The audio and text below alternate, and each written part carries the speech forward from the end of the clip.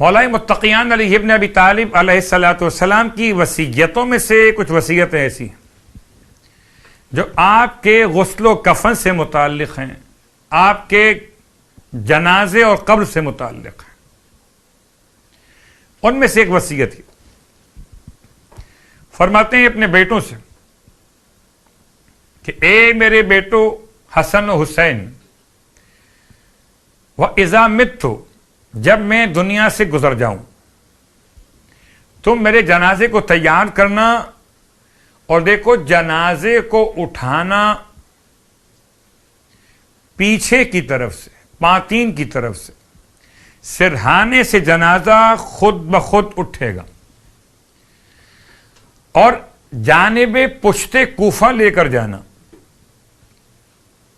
ये बात याद दिला दूं कि नजफ की तारीख से कदीम तारीख है कूफे की, और जितने नाम नजफ के लिए तारीख ने बयान किए उनमें से एक है जहर कूफा भी। जहर कहते हैं पुश्त को, पुश्ते कूफा। इमाम फरमाते हैं मेरे जनाजे को जानिबे पुश्ते कूफा, आज के जमाने के लिहाज से नजफ की तरफ लेके जाना। और जब तुम पुश्ते कूफा की तरफ चलोगे तो एक मकाम ऐसा आएगा मेरे बेटो कि ये जनाजा मेरा आगे की तरफ से, सरहाने की तरफ से झुकने लगेगा। और जब जनाजा झुकने लगे तो तुम जनाजे को वहां जमीन पर उतार लेना। मट्टी और रेत को हटाओगे तो अंदर से कब्र तैयार निकलेगी कि जो मेरे भाई जनाबे नूह अलैहिस्सलातु वस्सलाम ने तूफान नूह से पहले तैयार की थी। अब यहां पर कब्र की तैयारी की तारीख अलग बन गई।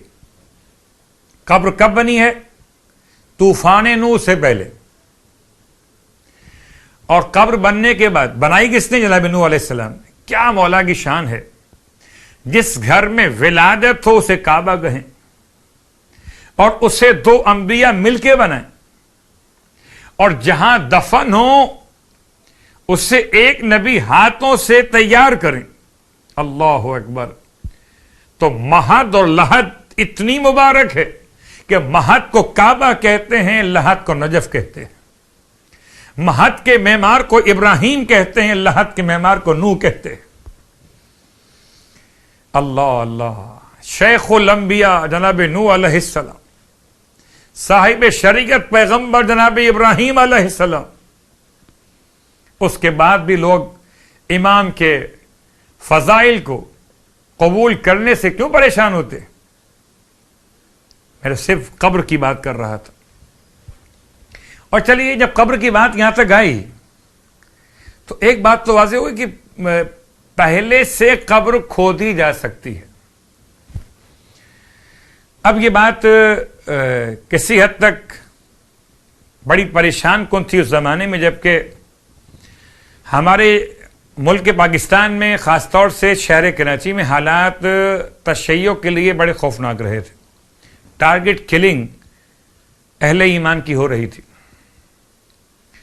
ऐसे में बाज लोग कहते थे कि शायद ये जो वादी हुसैन कब्रिस्तान जब से बना है, उनका ख्याल ये था तो कब्रें पहले से खोद के तैयार कर दी जाती हैं और ये कब्रें मुर्दा मांगती हैं। खुदा के लिए अहले ईमान भी आप, अहले इल्म भी आप, मौला के चाहने वाले भी आप, तो किसी ऐसे के लिए जिसका ताल्लुक बाबे मदीनतुल इल्म से हो, इस तरह की खुराफात को अकीदा बनाना सही नहीं। अगर कब्र खोदी जाने के बाद कब्र मुर्दा मांग रही होती तो जनाब नूह अलैहिस्सलाम तो मौलाए कायनात की कब्र बना चुके तूफान से पहले। तो फिर आपके ख्याल में तो मौला को दुनिया में आना ही नहीं चाहिए था। दूसरी मिसाल कब्र के हवाले से, यह कब्र इमाम रजा अलैहिस्सलातु वस्सलाम,